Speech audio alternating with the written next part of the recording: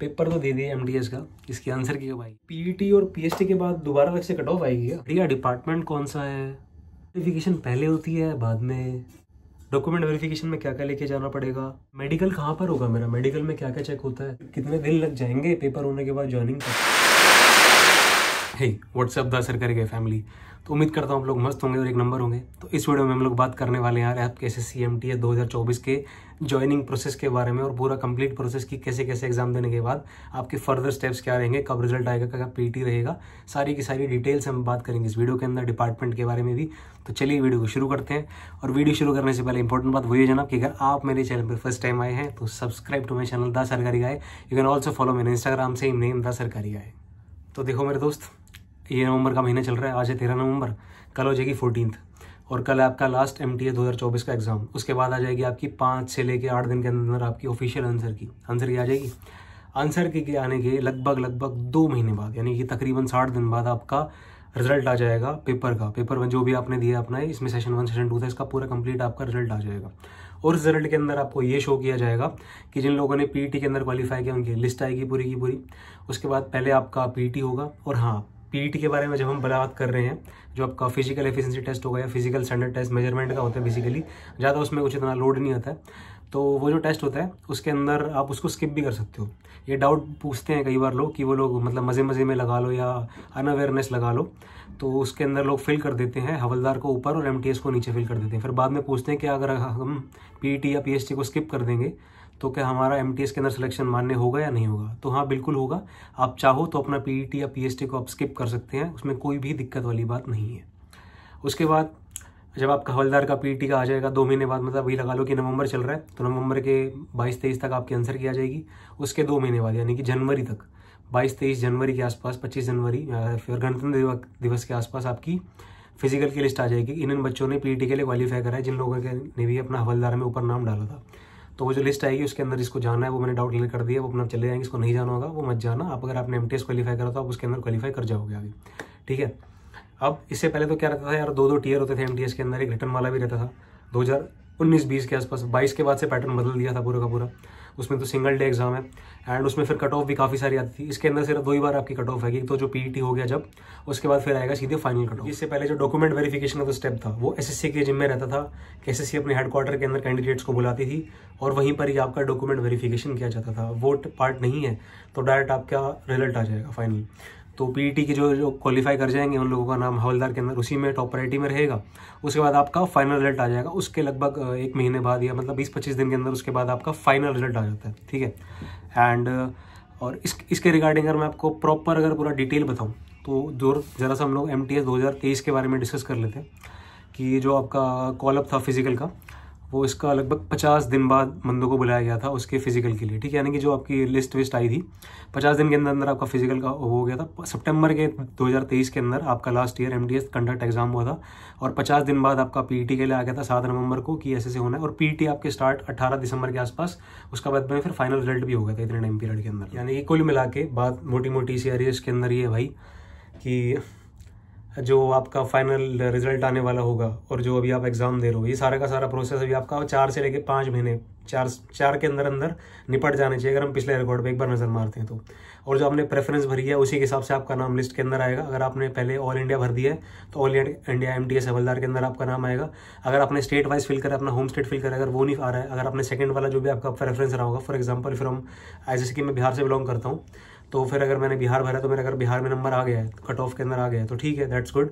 अगर नहीं आ रहा है तो मैंने जो सेकंड प्रेफरेंस भरी होगी, मान लो मैंने अंडमान निकोबार भर दिया, असम भर दिया, तो उसके अंदर मेरा नाम आ जाएगा तो मैं वहाँ जाकर ज्वाइन कर लूँगा अपना।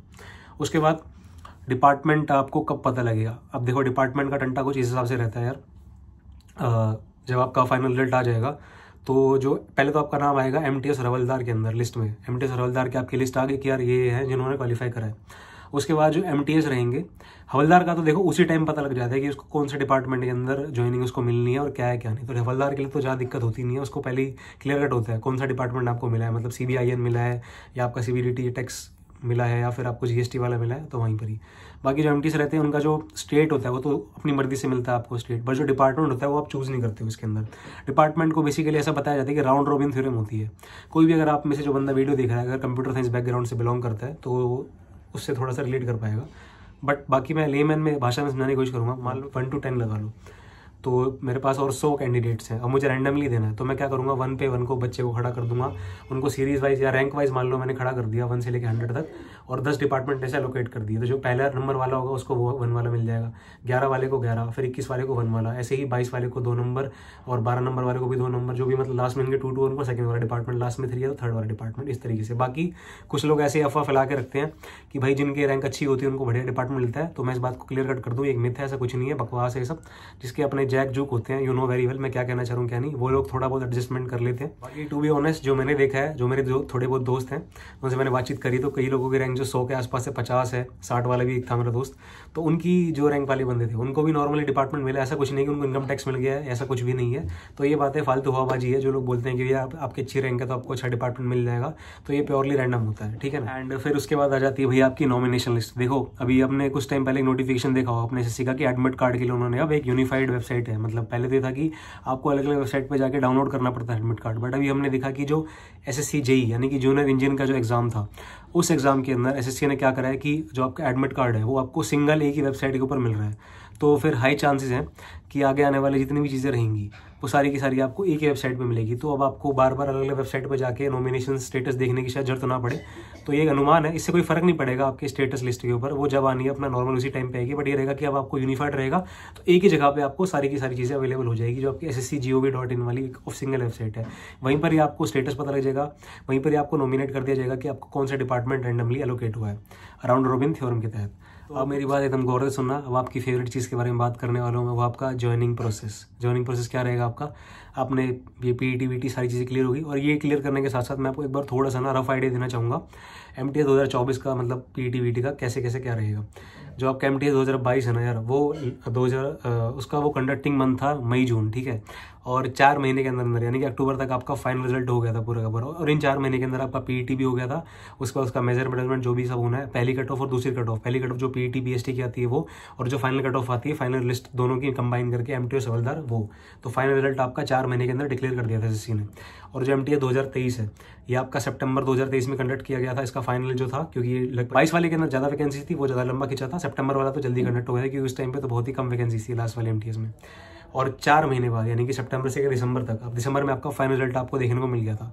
तो इससे अगर हम मोटा मोटा अंदाजा लगाएं तो MTS आपका 2024 है, अक्टूबर नवंबर के अंदर आपका एग्जाम चले हैं, 30 सितंबर से स्टार्ट हुए थे, तो 4 महीने अगर हम जोड़ते हैं तो मोटा मोटा हमारे पास फरवरी मार्च निकल कर आता है। फरवरी मार्च तक आपका सारा जो SSC अपना फारिग कर देगी अपनी तरफ से, आपका फाइनल रिजल्ट निकाल के आपको छोड़ देगी, और PET भी आपका हो जाएगा। फिर आपका फाइनल मेरिट लिस्ट में नाम आ गया, ठीक है, आपको नॉमिनेशन लिस्ट में भी आपका नाम आ गया, आपने देख लिया कि आपको कौन सा डिपार्टमेंट एलोकेट हुआ है। उसके बाद आपके ज्वाइनिंग को कितना टाइम लगेगा, यानी कि आप कितने समय बाद फाइनल मेरिट लिस्ट में आने के बाद भारत सरकार में कार्यरत हो जाएंगे ऑफिशियली।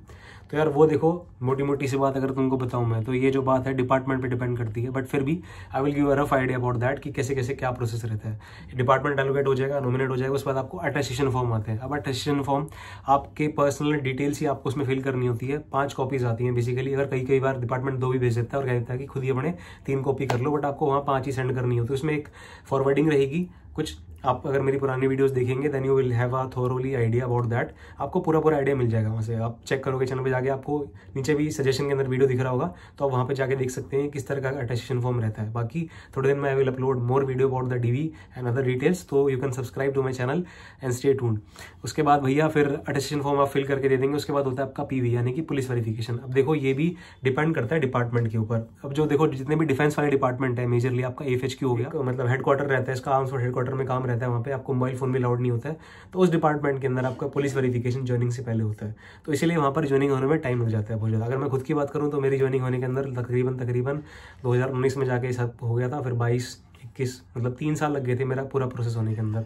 बाकी डिपेंड करता है, कुछ एक बंदा तो था जब मैं वहाँ से नौकरी छोड़ रहा था तो उसने मेरे बाद ज्वाइन करा था, वो वाली बात कभी और बाद में। तो और फिर ये आपका पुलिस वेरिफिकेशन है, और जो कुछ और डिपार्टमेंट है आपका CSS में तो खैर वो तो CGL वाला हो जाएगा। CGDA के अंदर अगर आपका सिलेक्शन होता है तो उसके अंदर आपका पुलिस वेरिफिकेशन ज्वाइनिंग के बाद होगा, या फिर अगर आपका और किसी मिनिस्ट्री के अंदर हो रहा है, या फिर मान लो CGS डिस्पेंसरी के अंदर आपका सिलेक्शन हो रहा है, तो वहाँ पर भी पुलिस वेरिफिकेशन बाद में होता है, उसमें इतना दिक्कत नहीं आती है। बट जो डिफेंस वाले रहते हैं वो हमारे हाथ में नहीं होता है क्या मिलना है क्या नहीं, तो उसके अंदर पुलिस वेरिफिकेशन पहले होती है, तो उसमें थोड़ा सा टाइम आपका लग जाता है। कई बार उसमें मतलब 3-4 महीने पे जाते हैं, कभी 6-6 महीने में लग जाते हैं, क्योंकि जितने आप एड्रेस फिल करोगे, हाँ देखो एड्रेस के रिलेटेड ये भी डाउट आता है, जितने आप उसमें एड्रेस फिल करोगे उतनी ही जगह पे आपकी पुलिस वेरिफिकेशन होगी। तो इस बात को गौर फरमाना है एकदम गौर से, ठीक है। जितने आप उसमें अटेस्टेशन फॉर्म में जितने आप एड्रेस फिल करोगे, चाहे जितनी जगह पे आप रेंट पे रहे हो या फिर मान लो आपकी फैमिली कहीं और रहती है, आप कहीं और रहते हो, पहले आप कहीं और जॉब करते थे, तो तीनों जगह पे आपका पुलिस वेरिफिकेशन होगा। उसके बाद ही फाइनली आपको आगे फर्दर प्रोसीड किया जाएगा। और फिर आपका आ जाता है कि मेडिकल। अब कुछ डिपार्टमेंट के अंदर ये मेडिकल जो होता है ज्वाइनिंग के बाद भी करवा सकते हैं, बट मेजरली यही होता है अभी आजकल तो यही चल रहा है कि हर जगह पे आपको मेडिकल करवा के वहाँ पे रिपोर्ट करना होता है फाइनली। कुछ के अंदर मेडिकल देने के बाद ही सबमिट आपको तुरंत वहाँ पे ज्वाइन करवा लेते हैं। कई बार आपको मेडिकल जमा करने के बाद भी कई दिन बाद आपको लेटर भेजा जाता है कि आपको इस तारीख को आके ज्वाइन करना है। वो डिपार्टमेंट पे डिपेंड करेगा। ये मोटा मोटा रफ आइडिया रहता है कि इस तरीके का आपका प्रोसेस रहता है। पुलिस वेरिफिकेशन, आपका नॉमिनेशन लिस्ट आ गया, आपका अटेस्टेशन फॉर्म और आपका मेडिकल के अंदर भी I will tell you each and everything in detail, but फिलहाल के लिए मोटा मोटा इतना जान लो कि वो डिपेंड करेगा आप कौन से एरिया में बिलोंग कर रहे हो। अगर आप एनसीआर एरिया के अंदर आ रहे हो तो जो आपका मेडिकल होगा वो आपको मोस्ट प्रोबेबली आरएमएल हॉस्पिटल के अंदर आना पड़ेगा, राम मनोहर लोहिया, वहीं पे लिखा रहता है कि यहीं पे आपको सीएमओ को जाकर रिपोर्ट करना है। अदरवाइज अगर आप यहाँ से दूर रहते हैं, थोड़ा सा आउटस्कर्ट्स पे नहीं रहते हैं दिल्ली एनसीआर के, या फिर और अंदर जाके थोड़ा यूपी या बिहार के डीप में रहते हैं, तो वहाँ पे आपको छूट दे दी जाती है कि आप किसी भी सरकारी अस्पताल के जाके एमओ से जाके साइन करते हो, वो वहाँ पे आपका टाइम बच जाता है। क्योंकि दिल्ली का जो आरएमएल अस्पताल है वहाँ पे लोड काफ़ी ज़्यादा रहता है, मजाक से हट के कई बार वहाँ पे मेडिकल करवाने के अंदर ही आपको 2.5-3 महीने लग जाएंगे। खैर इन सब बातों के बारे में बाद में बात करेंगे डिटेल में। मेडिकल के लिए पूरा अलग से डिटेल में वीडियो बनाऊंगा, इसके लिए तुम बेफिक्र रहो। एंड तो ज्वाइनिंग की ये मोटी मोटी सी बात कंक्लूजन ये निकल के आता है। फाइनल रिजल्ट आने के बाद मिनिमम जो थोड़ा टाइम पीरियड रहेगा ज्वाइनिंग के लिए वो रहेंगे भैया 2 से लेकर 3 महीने। और अगर मैं बात करूँ मैक्सिमम टाइम पीरियड की तो वो है भैया ये, बिल्कुल सही सोचा तुमने, जो मेरा प्यार है मियामोर के लिए इन्फिनिटी, यानी कि कोई सीमा ही नहीं, यानी कि कुछ कह नहीं सकते हैं उसका, वो डिपार्टमेंट डिपेंड रहेगा। बाकी अगर कोई दिक्कत आए तो you can message me on Instagram, I will try to help you out. अगर जो रिजल्ट वो तो फाइनल बाद की बात है, तो अभी तो फिलहाल आंसर के अंदर कुछ दिक्कत है तो you can message me on Instagram, okay, I am there to help. आपके डिपार्टमेंट्स जो एमटीएस के अंदर बेस्ट डिपार्टमेंट्स है उसके बारे में बात करने से पहले मैं आपसे बात करना चाहूँगा। देखो जो भी आपके मेरे भाई बंधु जो भी तैयारी वारी कर रहे हैं सरकारी एग्जाम की, तो क्या कोई भी आप एग्जाम तैयारी कर रहे हो तो उसके अंदर ना मॉक टेस्ट का काफ़ी ज़्यादा इंपॉर्टेंट रोल रहता है। आपने तैयारी कर लिया, आपने सब पढ़ लिया, बट यू डोंट नो कि how will you react when you go in the examination hall, है ना। तो मतलब बिना तलवार सिर्फ खाली चला रहे हो, आपको पता नहीं वहाँ पर आपने प्रॉपरली क्या करना है क्या नहीं है। यहाँ पर आप सिर्फ प्रैक्टिस करे जा रहे हो, आपने मॉक एक भी लगाया तो वो गलत हो जाएगा। देखो मॉक टेस्ट जो होते हैं ना वो बहुत ही ज़्यादा इंपॉर्टेंट रोल प्ले करते हैं आपको एग्जाम के अंदर। मॉक टेस्ट आपको एग्जाम के माहौल में डालते हैं, एक आपको अच्छा योद्धा बनाते हैं। पर फिर सवाल ये उठता है कि तुम्हें अच्छा योद्धा बनाएगा कौन, तुम्हें एग्जाम के माहौल में ढालेगा कौन, तुम्हें अपने सिलेक्शन नजदीक लेके जाएगा कौन। तो इन सभी सवालों का जवाब है टेस्ट बुक। जी हाँ, बिल्कुल सही। ये ऐप है 4.3 करोड़ स्टूडेंट्स की पसंद टेस्ट बुक। यहाँ पे तुम्हें मल्टीपल टेस्ट मिल जाते हैं। इस ऐप की खास बात यहाँ पे आपको प्रॉपर एनालाइज करने का भी समय मिलता है। पर्टिकुलरली एक क्वेश्चन को दिखाता है कि आपने इस क्वेश्चन पे कितना टाइम दिया है, और ये भी दिखाता है कि इसमें एवरेज टाइम कितना, उससे आपको पूरा आइडिया लग जाता है कि आप एक क्वेश्चन करने में कितना समय ले रहे हैं और एक एवरेज स्टूडेंट कितना समय ले रहा है, और आपको उस टाइम को कैसे कवर अप करना है। पेपर खत्म होने के बाद प्रॉपर सोल्यूशंस भी मिलते हैं इसके अंदर। तो एक सिंगल पास खरीद के तुम 80,000 से भी ज्यादा मॉक टेस्ट दे सकते हो, 800 से भी ज्यादा एग्जाम की तुम इसमें तैयारी कर सकते हो। Just name the exam and you will find it over here, whether you name it SSC, CGL, CHSL, CPO, MTS, GD, DSSB का कोई भी एग्जाम हो, स्टेट का एग्जाम हो, BPSC का हो, FCAT एग्जाम डिफेंस की तैयारी करो तो वो भी इसमें मिल जाता है। So just go and purchase this test book yearly pass and you can avail extra discount by using this coupon code mentioned over here. और तुम चाहो तो टेस्ट बुक का पासबुक प्रो भी ले सकते हो, इससे तुम्हें उसमें एक्स्ट्रा बेनिफिट भी मिलेंगे यार। तो just go. Biggest price drop of Textbook Pass Pro offer will be live from 14th of November. Use coupon code THG16 to get 12% off. अब आ जाते हैं आपके बेस्ट डिपार्टमेंट्स के ऊपर जो MTS के अंदर है। अब देखो आपने हाल फिलहाल के अंदर न्यूज़ तो सुनी होगी RR जो चेंज हुए थे इनकम टैक्स के, बट फिर भी I will still keep income tax on top, क्योंकि income tax is income tax. वहाँ की जो यूनियन है वो काफ़ी ज़्यादा अच्छी है। वो लोग मतलब चेंजेस वगैरह बहुत ही कम दिनों बाद होने देते हैं, प्रमोशन से रिलेटेड या और भी कोई चीज़ होती है तो, या फिर आपको वहाँ पे टाइम भी सही अच्छा खासा मिल जाता है। जो मेरे दोस्त भाई बंधु जिनसे मैंने बात करी है तो एटलीस्ट आपको AFH के कंपेरेटिवली या डिफेंस के डिपार्टमेंट्स के कंपेरेटिवली आपको सही टाइम मिल जाएगा इनकम टैक्स के अंदर। उसके बाद आते हैं आपके, और RR से पहले तो बहुत ही तगड़ा था, आप कुछ ही टाइम पीरियड बाद आप इनकम टैक्स के अंदर मतलब TA बन सकते थे, फिर सीनियर TA एंड देन फिर EA, फिर ऑफिस सुपरिटेंडेंट जो पोस्ट का नाम है सेम एज इट इज़ है, and then income tax inspector. तो अभी थोड़ा चेंज हो गया वहाँ पे, तो थोड़ा टाइम लगेगा, but still I had kept it on top.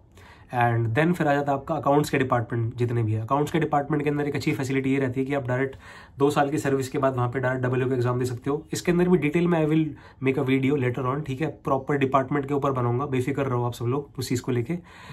CAG हो गया आपका, control of general of defence account हो गया, CG हो गया, CAG हो गया, या फिर CGDA जो डिफेंस अकाउंट का रहता है, यहाँ पर भी ये सेम फैसिलिटी रहती है।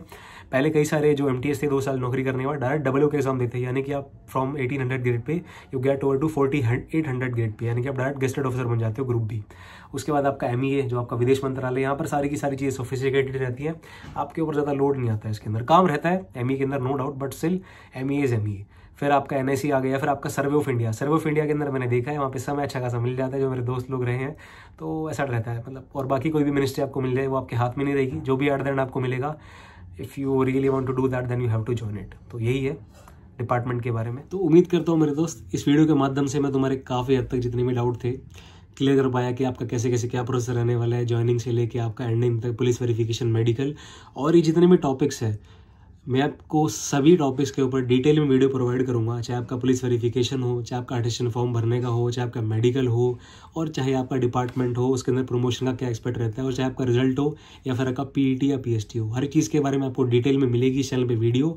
So just stay tuned and till then subscribe to the channel the Sarkari guy, and you can also follow me in Instagram, same name the Sarkari guy. कोई भी डाउट वगैरह है बिंदास जाके वहाँ पे मैसेज करो यार। So signing off, this is all from my side, आपका अपना the Sarkari guy, not just a government employee. Bye bye, take care guys.